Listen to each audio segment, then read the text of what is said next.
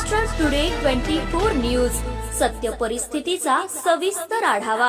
अकोलामध्ये बंडाची गर्जना, हायवे जाम, शिवसेना उभाटा गटाची सत्तेला खुली चेतावणी। शेतकऱ्यांच्या हक्कासाठी 6 ठिकाणी एकाच वेळी रास्ता रोको, घोषणा आणि दणाणला परिसर।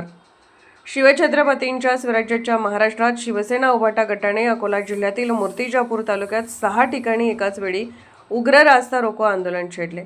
राष्ट्रीय महामार्ग 53 सह विविध फाट्यावर शेतकरी विरोधी सरकार हाय हाय हक्क द्या नाहीतर गादी सोडा अशा घोषणा आणि परिसर दणाणून गेला।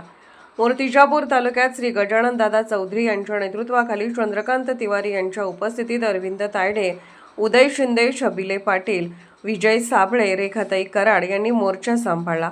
हिवरा कोरडे फाटा येथे विकास लकडे यांच्या उपस्थितीत आंदोलन झाले। लाखपुरी येथे अमोल तबडे, रामेश्वर तायडे, रेश्माताई चव्हाण आघाडीवर होते। धोत्रा फाटा येथे बंडू पाटील लांडे, अमर ठाकरे, सचिन तांबडे, विलास देशमुख, मनोज गायकवाड यांनी आक्रमक भूमिका घेतली। भटोरी नाका येथे बच्चूभाऊ देशमुख, बाळासाहेब खांडेकर, उमेश इंगळे, निलेश रडतकर यांच्यासह शिवसैनिक मोठ्या संख्येने उपस्थित होते। उपनेते व आमदार नितीन बापू देशमुख, जिल्हा प्रमुख गोपाल भाऊ दातकर व मंगेश भाऊ काळे यांच्या मार्गदर्शनाखाली आंदोलनाला धार मिळाली।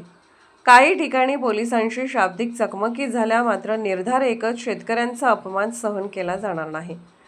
हे आंदोलन जे आहे हे फक्त मुर्जरच्या तालुक्यामध्ये एका ठिकाणी नाही आहे। हे आंदोलन तालुका प्रमुख गजानन चौधरी, शेतकरी सेना प्रमुख अरविंद तायडे, जगदीश शबिले पाटील, हा आमदार निलेश हळदकर, हे जे आमचे असंख्य शिवसैनिक जे आहेत, गोपाल गायकवाड आहे काय, जगदीश शबिले पाटील, साबळे, हे जे आमचे असंख्य शिवसैनिक आहेत हे विभागले गेलेले आहेत। काही जामा फाट्यावर आहे, काही लाकुरी फाट्यावर आहेत, इकडे धांब्याला आहे, इकडे हातगाव फाट्यावर आहे। 6 ठिकाणी हे आंदोलन आहे म्हणून तुम्हाला दिसते, नाही तर आम्ही याच्यातला एक शिवसैनिक जो आहे हा हजाराला भारी आहे।